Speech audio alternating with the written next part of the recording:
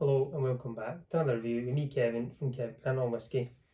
We're going back to something that we've done before. This, at the time, I think I was in Dundee and I'd got this brand new, fresh off the press. I'd done an unveiling at the time and an uncorking. As you can see, I've drank some of it as well and shared some of it. But something, again, moving about the shelves, and I found this, something I've not went for a wee while. So this is Lindores. Lindores is a Lowland single malt in Fife, I think Newborough area. Relatively new in this day and age, but it has also got connections to be the kind of first ever relation to whiskey being mentioned in Scotland of aquavitae. I think something I was able to see, I've had to write down, was that King James had been there and asked for whiskey to be made for him. I think it was 8 balls of whiskey or aquavit back in the 15th century, somewhere about that. I can't remember exactly. This is a distillery I've not been to. It looks absolutely stunning. I've spoke to a lot of people that have been there and they said they've loved it. I remember at the time this whiskey being good. I can't remember what it is like now. I've not had it for that long, but we're beyond halfway. I've had it for a year or two and I've still got this left. So this is going to be the kind of first time to see how it's really changed, if it's got better, if it's quieting down, if it's stayed kind of similar. And I thought, let's try and go back and see what we get from this. So Lindores Lowland whiskey is bourbon, sherry and a wine barrique. Something that's kind of similar to what you do see with new distilleries. You see a lot of the STR, which means shaved, toasted and recharred casks. Bourbon, sherry and wine barrique. It looks like more bourbon-esque with the colour. Another good thing that Lindores are doing is they're a single estate, so all the barley that they've got is from the estate that they're on, and that is what makes this whiskey. And they produce about 225,000 litres, or the capacity is about 225,000 litres per year. And I think that's really cool, to be a single estate where you get your barley from, instead of having it imported from north of Scotland usually, or other places. Everything's done on site, which makes this a kind of, this is Lindores. So reopened, or the plan got put back in 2017. We now fast forward 6 years and they're bringing out different expressions. I've tried their big sherry cask one the other week and I absolutely loved it. But this is new whiskey. They've got sister stills to get more copper contact as well, so young whiskey should taste older. And I do remember this not tasting young and spirity, which I found quite weird, because a lot of the new distilleries, you do get that kind of young and the little spirit taste to it. So I wonder if this is going to change at all, if anything. So let's see. I'll get it on the nose. I've got some other wee notes here that I'll get back to. I've just wrote them all over the place and I can't remember. I just didn't put them in order for once, unfortunately. I do apologise. But let's see what we get on the nose and if anything's changed in the Lindores.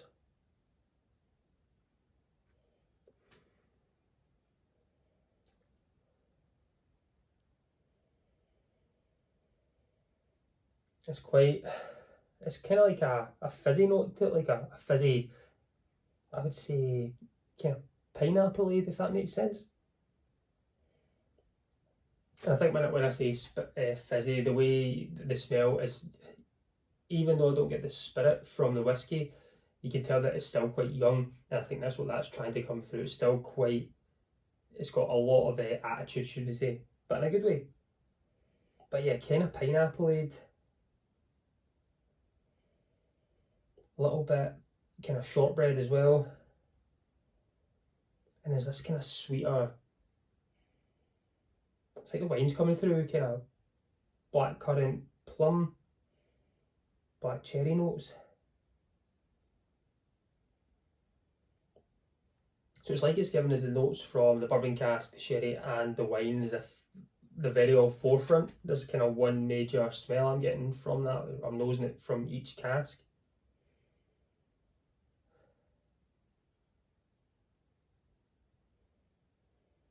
Yeah, it's still fresh. It's quite,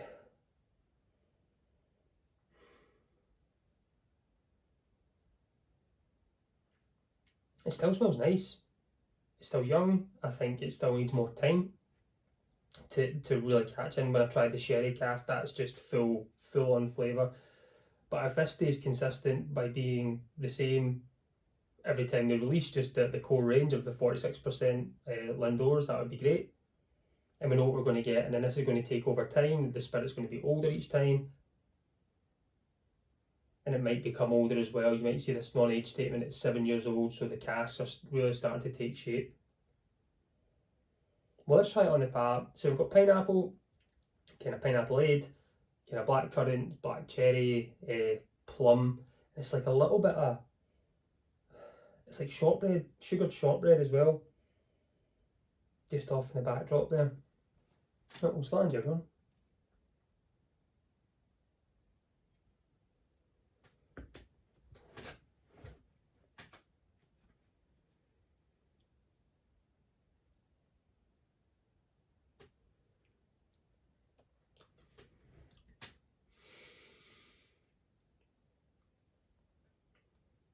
So that palate, that stays drying. There's no spice for me. The pineapple stays in that forefront. It's kind of like flattened out pineapple now, more of the tinned pineapple. You're getting that sweeter note with not the kind of, it's not prickly that I'm looking for, but on the nose I was getting a kind of prickly smell from it, the kind of the feel. And on the palate it's more of a syrupy pineapple.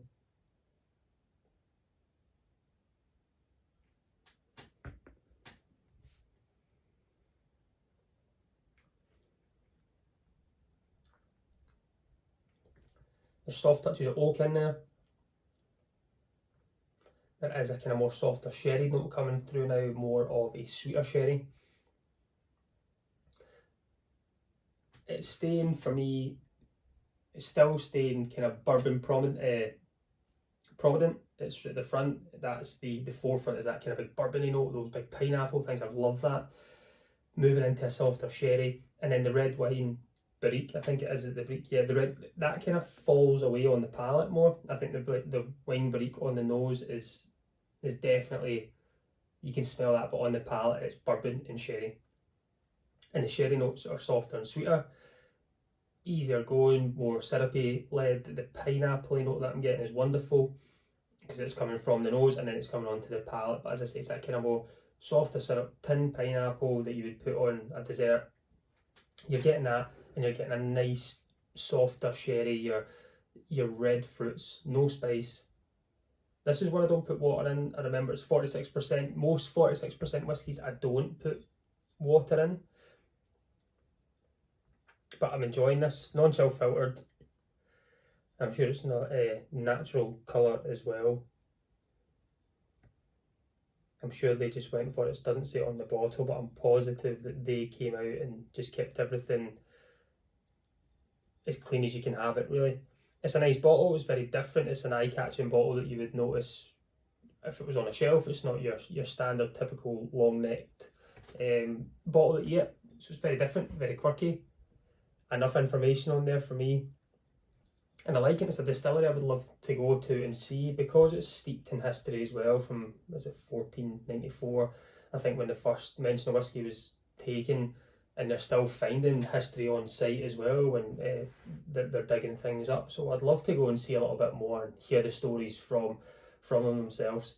It's a great whiskey. I think at the time I bought this, it was maybe £45–50. I don't know what it's retailing at just now, but I think they're going to keep it very similar. So to keep this similar, to keep it in that bracket would be great, make it more obtainable, make everyone able to drink it more. You know, £50 for whiskey is a great value at times. This is great value. For a new whiskey that's got kind of no spirit led to me for how young it is. I'm sure that the fermentation is one of the longest things, like 117 hours is how long the fermentation is as well. So they're doing things slightly different. Everything's on site. They're using a barrel in there. They're single estate, which is amazing. Quirky bottle, good price, and the other ones that I've tried are really, really good. I remember, it reminds me just now of Wolfburn. Wolfburn when it was younger was good, but I just knew it needed a little bit more time to kind of grow up, and then it just became amazing. Wolfburn's just stunning for me now. I think this has the same qualities to be there, and maybe in 4 or 5 years this will be an absolute belter of a dram. I'm enjoying it, and I think I'll continue to enjoy it as well. I'll keep this kind of more closer to the front. It's nice summer whiskey, it's nice warm day. This is what I would be maybe reaching for. Great nose, great palate, great finish. It's good whiskey for a good price. I'm a fan. Just before I go, I'm going to raise a glass here to my friend Peter Lee. It was his 50th birthday the other day. I was able to go down and have a barbecue with him and drop off a bottle of whiskey. So, buddy, happy birthday again. Thanks for inviting me around, and I appreciate all the food that you gave me. I'm still full from the other day. I hope you're having a great one, and I hope you open your bottle soon and invite me around, because I'm pretty sure I'll be happy to sit and go through them with you. But I'm going to go and sit back. I'm going to go and relax, enjoy the rest of this whiskey, and see what I'll do for the rest of the day. But as always, I've been Kevin from Kevin Grant on Whisky. Join me next week. Let's talk whiskey. Slash.